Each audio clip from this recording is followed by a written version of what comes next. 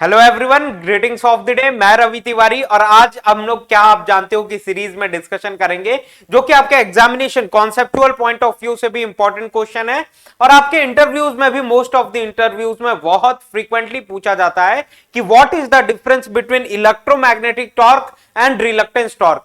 क्या डिफरेंसेस है इन टॉर्क के डेवलपमेंट में। तो आज के इस सेशन में इन्हीं क्वेश्चंस को हम लोग एनालिसिस करने की कोशिश करते हैं और दोनों टॉर्क के डेवलपमेंट में क्या डिफरेंसेस है वो एनालाइज करते हैं।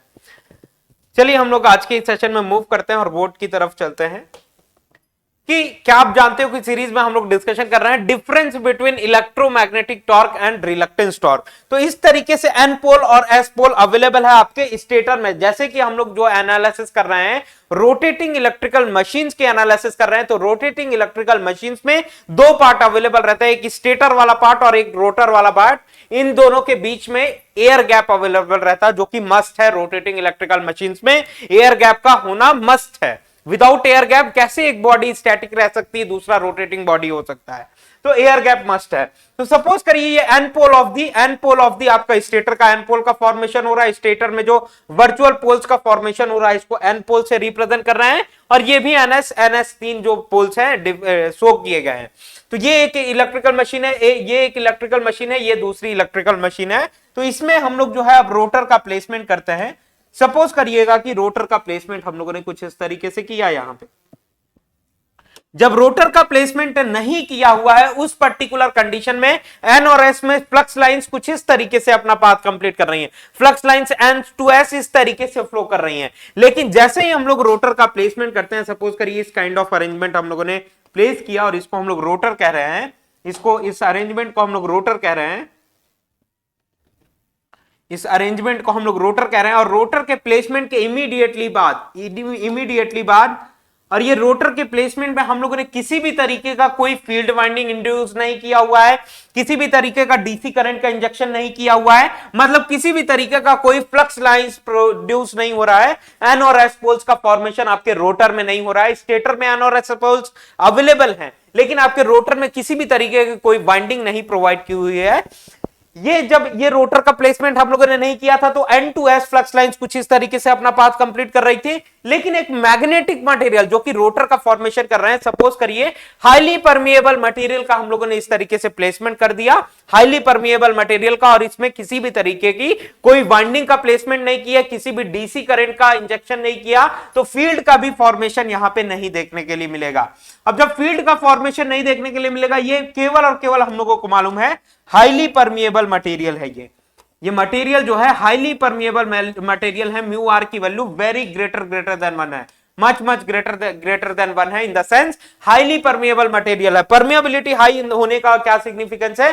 Ability of the material to permit the flux बहुत ज्यादा हाई है। उस पर्टिकुलर कंडीशन में जब हम लोगों ने रोटर का प्लेसमेंट नहीं किया हुआ था, फ्लक्स लाइंस इस डायरेक्शन में फ्लो कर रही थी। जैसे ही हम लोगों ने इस रोटर का प्लेसमेंट किया, फ्लक्स लाइंस अपना पाथ चेंज करेंगी और लो रिलक्टेंस पाथ को फॉलो करेंगी, हाईली परमिएबल पाथ को फॉलो करेंगी। इन द सेंस फ्लक्स लाइंस जो नेट फ्लक्स लाइंस थी वो अपना पाथ चेंज करके अपना पाथ कुछ इस तरीके से कंप्लीट करेंगी, अपना पाथ कुछ इस तरीके से इस हाईली परमिएबल मटेरियल के थ्रू कंप्लीट करेंगी, हाईली परमेबल मटेरियल के थ्रू फ्लो करेंगी। और N2 फ्लक्स लाइंस S में फ्लो करती हैं, जिसका हम लोगों को सिग्निफिकेंट आइडिया क्रिएटेड है। अब रबर बैंड्स की तरह जो हमारी फ्लक्स लाइंस है रबर बैंड्स की तरह वर्क करती हैं। जैसे रबर बैंड्स को हम लोग जो है स्ट्रेच्ड करते हैं तो फोर्स का एक्सपीरियंस करता है rubber band, similarly flux lines भी स्ट्रेच्ड रबर बैंड्स की तरह वर्क करती हैं। अब इन रबर बैंड्स को, इन फ्लक्स लाइंस को इस डायरेक्शन में ये स्ट्रेच्ड होती हुई दिख रही हैं, तो रबर बैंड्स को अगर मैं इस डायरेक्शन में स्ट्रेच करता हूं तो टॉर्क का जो डेवलपमेंट होगा, फोर्स का जो डेवलपमेंट होगा, कुछ इस डायरेक्शन में हम लोगों को टॉर्क का डेवलपमेंट देखने के लिए मिलेगा, जिस टॉर्क को हम लोग कह रहे हैं रिलक्टेंस टॉर्क। रिलक्टेंस टॉर्क, इस टॉर्क को हम लोग कह रहे हैं रिलक्टेंस टॉर्क। रिलक्टेंस टॉर्क क्यों कह रहे हैं? ये टॉर्क का डेवलपमेंट हम लोगों को क्यों हो रहा है? क्योंकि एन और टू एन फ्लक्स लाइंस इस डायरेक्शन में फ्लो कर रही थी जब ये मटेरियल हम लोगों ने प्लेस नहीं किया हुआ था। जैसे ही मटेरियल का प्लेसमेंट हम लोगों ने किया, नेट फ्लक्स का जो पाथ था वो इस तरीके से चेंज हो गया। Flux lines stretched rubber bands की तरह वर्क करती हैं। इस डायरेक्शन में रबर बैंड्स को खींचिए तो टॉर्क को आपको इस डायरेक्शन में देखने के लिए मिलेगा, जिसको हम लोग रिलक्टेंस टॉर्क कह रहे हैं। ठीक है। अब इस जो कि सैलिएंट मशीन थी, सैलिएंट रोटर का हम लोगों ने प्लेसमेंट किया, एन और एस पोल्स हम लोगों को इस तरीके से सैलिएंट रोटर का प्लेसमेंट किया, तो ये रिलक्टेंस टॉर्क का डेवलपमेंट हम लोगों को दिख रहा है। लेकिन सैलिएंट रोटर की जगह अगर मैं किसी सिलेंड्रिकल रोटर का प्लेसमेंट करता हूं, सिलेंड्रिकल रोटर का प्लेसमेंट करता हूं, सपोज करिए इन सारी चीजों को मैं रिड्यूस करता हूं, ये कॉन्सेप्ट हम लोगों को समझ में आ गया किस तरीके से रिलक्टेंस टॉर्क का डेवलपमेंट हो रहा है। अब इसके जगह सैलिएंट मशीन एन और एस पोल्स ये इस डायरेक्शन में है, इस तरीके से सैलिएंट मशीन के जगह अगर मैं किसी सिलेंड्रिकल रोटर का प्लेसमेंट करता हूं, सिलेंड्रिकल रोटर का प्लेसमेंट करता हूं इस तरीके से प्लेसमेंट करता हूं, तो उस पर्टिकुलर कंडीशन में ये शाफ्ट की को रिप्रेजेंट कर रहा है, इन द सेंस रोटर को रिप्रेजेंट कर रहा है, और ये भी मटेरियल की परमिएबिलिटी ग्रेटर देन 1 है, ग्रेटर देन 1 है। In the sense flux lines जो फ्लो करेंगी उनका पाथ कुछ इस डायरेक्शन में होगा, ये डायरेक्टली फ्लक्स लाइंस फ्लो करेंगी, क्योंकि स्ट्रेच्ड इस पर्टिकुलर केस में नहीं हो पाएंगी। सैलिएंट मशीन था, सैलिएंट रोटर जब हम लोगों ने यूज किया, सैलिएंट रोटर जब हम लोगों ने प्लेस्ड किया, सैलिएंट रोटर प्लेस करने की वजह से रिलक्टेंस में वेरिएशन अवेलेबल था टोटल एयर गैप में। स्टेटर के पोल्स हैं और ये रोटर का फॉर्मेशन हम लोगों ने किया, और यहां पे रिलक्टेंस अवेलेबल है, यहां पे एयर गैप ज्यादा है, यहां पे एयर गैप ज्यादा है, इस पर्टिकुलर रीजन में एयर गैप कम है। मतलब कि एयर गैप ज्यादा होना मतलब रिलक्टेंस ज्यादा होना, एयर गैप कम होना मतलब रिलक्टेंस कम होना। तो रिलक्टेंस में वेरिएशन होने के कारण, एयर गैप में वेरिएशन होने के कारण जो टॉर्क का डेवलपमेंट होता है उसको हम लोग रिलक्टेंस टॉर्क कहते हैं, जो कि केवल और केवल आपके सैलिएंट रोटर में पॉसिबल है, सैलिएंट रोटर में पॉसिबल है रिलक्टेंस टॉर्क का डेवलपमेंट। लेकिन अगर हम लोग सिलेंड्रिकल रोटर का प्लेसमेंट करते हैं तो यहां पे जितना एयर गैप है आपकी, यहां पे भी machine stator in the sense stator का फॉर्मेशन कुछ इस तरीके से होगा, स्टेटर का फॉर्मेशन कुछ इस तरीके से होगा मशीन में।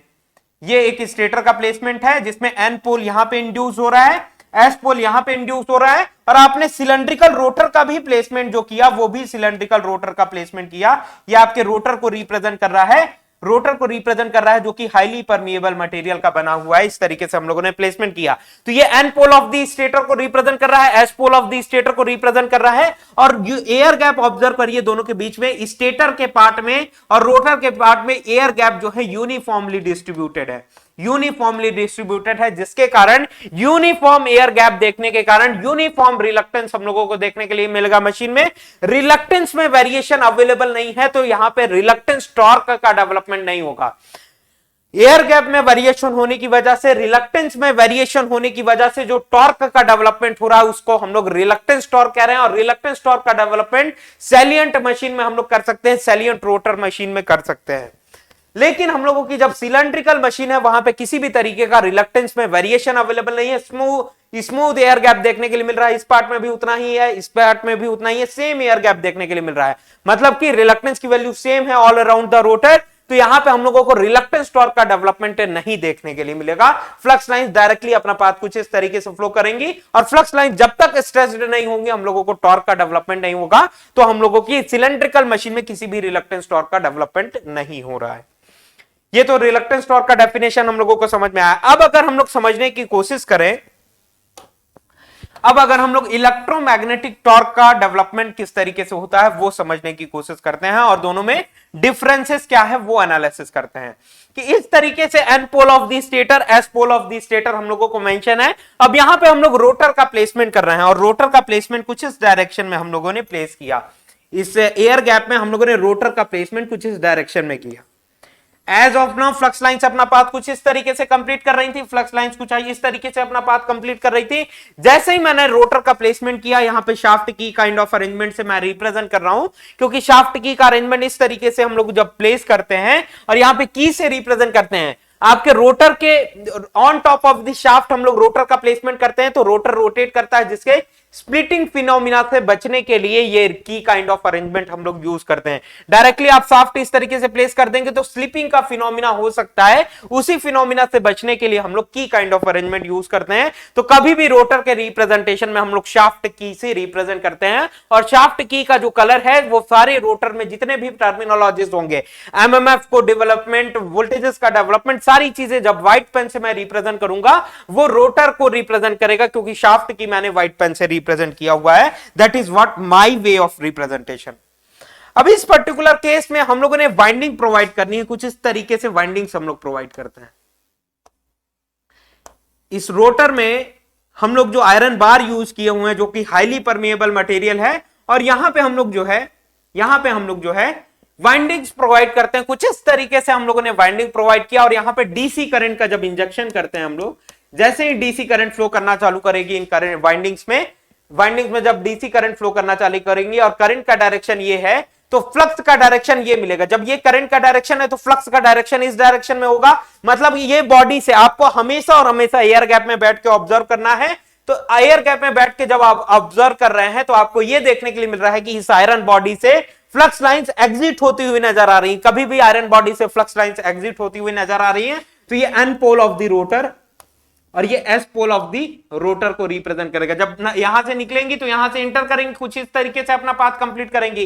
तो यहां पे N pole of the rotor available है, यहां पे S pole of the stator available है। तो टॉर्क का डेवलपमेंट कुछ इस डायरेक्शन में हम लोगों को देखने के लिए मिलेगा, जिसको हम लोग इलेक्ट्रोमैग्नेटिक टॉर्क कहेंगे। यहां पे S pole of the rotor available है, N pole of the stator available है। तो टॉर्क का डेवलपमेंट जो कि इलेक्ट्रोमैग्नेटिक टॉर्क होगा, इस डायरेक्शन में टॉर्क का डेवलपमेंट देखने के लिए मिलेगा। तो ओवरऑल कंक्लूड करते हैं हम लोग इस सेशन को कि ये जो टॉर्क का डेवलपमेंट हो रहा है उसको हम लोग इलेक्ट्रोमैग्नेटिक टॉर्क कह रहे हैं। दो फील्ड पोल के इंटरेक्शन के थ्रू जो टॉर्क का डेवलपमेंट होता है, N pole of the stator और S pole of the rotor, दो फील्ड पोल के इंटरेक्शन के थ्रू जो टॉर्क का डेवलपमेंट होता है उसको हम लोग इलेक्ट्रोमैग्नेटिक टॉर्क कहते हैं। दो पोल्स के इंटरेक्शन के थ्रू जो टॉर्क का डेवलपमेंट होता है उसको इलेक्ट्रोमैग्नेटिक टॉर्क कहते हैं। जबकि रिलक्टेंस में वेरिएशन अवेलेबल होने के कारण, रिलक्टेंस में variation because of the placement of rotor position, reluctance में वेरिएशन यहां पे अवेलेबल है, उसके थ्रू जो टॉर्क का डेवलपमेंट हो रहा है उसको हम लोग रिलक्टेंस टॉर्क कह रहे हैं। यहां पे रिलक्टेंस टॉर्क का डेवलपमेंट हो सकता है क्या? नहीं। अगर इसमें आप वाइंडिंग प्रोवाइड करते हैं, जो कि हम लोग सिलेंड्रिकल मशीन में वाइंडिंग प्रोवाइड करते हैं, डिस्ट्रीब्यूटेड, कॉन्सेंट्रेटेड, ये सारी डिफरेंट काइंड ऑफ वाइंडिंग्स होती हैं, जिसके प्लेसमेंट के कारण हम लोग डीसी करंट का इंजेक्शन करें तो यहां पे एन पोल और एस पोल क्रिएट हो जाएंगे, और N pole of the rotor, N pole of the stator interaction करने के बाद इलेक्ट्रोमैग्नेटिक टॉर्क का डेवलपमेंट हो सकता है। लेकिन सिलेंड्रिकल मशीन में हमारी रिलक्टेंस टॉर्क का डेवलपमेंट नहीं हो सकता है। लेकिन यहां पे जो हम लोगों ने प्लेस किया हुआ है, ये भी एक सैलिएंट रोटर का प्लेसमेंट किया हुआ है, और इसमें वाइंडिंग्स हम लोग प्रोवाइड कर रहे हैं। फर्स्ट केस में हम लोगों ने किसी भी तरीके का वाइंडिंग नहीं प्रोवाइड किया हुआ था, करंट का इंजेक्शन नहीं किया हुआ था, एन और एस पोल्स आपको रोटर में नहीं देखने के लिए मिल रहे हैं। केवल और केवल हाईली परमिएबल मटेरियल का यूज किया हम लोगों ने, जिसके कारण हम लोगों का फ्लक्स लाइंस का पाथ चेंज हो गया, स्ट्रेच हो गई, जो कि टॉर्क का डेवलपमेंट कर रही है, जिसको हम लोग रिलक्टेंस टॉर्क कह रहे हैं। तो रिलक्टेंस टॉर्क में दो फील्ड पोल रिक्वायर्ड नहीं है, एक पोल्स हम लोगों का N pole of the stator available था, लेकिन एन और S poles of the rotor available नहीं था। लेकिन इलेक्ट्रोमैग्नेटिक टॉर्क में N pole of the stator, S pole of the rotor, दोनों के इंटरेक्शन के थ्रू जो टॉर्क का डेवलपमेंट होता है उसको हम लोग इलेक्ट्रोमैग्नेटिक टॉर्क कहते हैं, और रिलक्टेंस टॉर्क इनको कहते हैं। तो आज के इस सेशन में हम लोगों को डिफरेंट समझ में आया कि क्या डिफरेंस है इलेक्ट्रोमैग्नेटिक टॉर्क में और रिलक्टेंस टॉर्क में। मैं आशा करता हूं कि आज का ये सेशन आपको समझ में आया होगा, एक ब्यूटीफुल आइडिया आपने क्रिएट किया होगा, और इंटरव्यूअर के सामने अपने नॉलेज को आप रिप्रेजेंट कर सकते हैं, एक बेहतरीन आंसर दे सकते हैं। अगर आपको सेशन अच्छा लगा लाइक जरूर करिए, और अपने फीडबैक दीजिए कमेंट में, आपके जो भी डाउट्स हैं वो पूछने की कोशिश करिए। फिर हम लोग जो है उन कमेंट के अकॉर्डिंगली भी और भी वीडियोस इस सेशन में लाते रहेंगे। Thank you very much, very very all the best.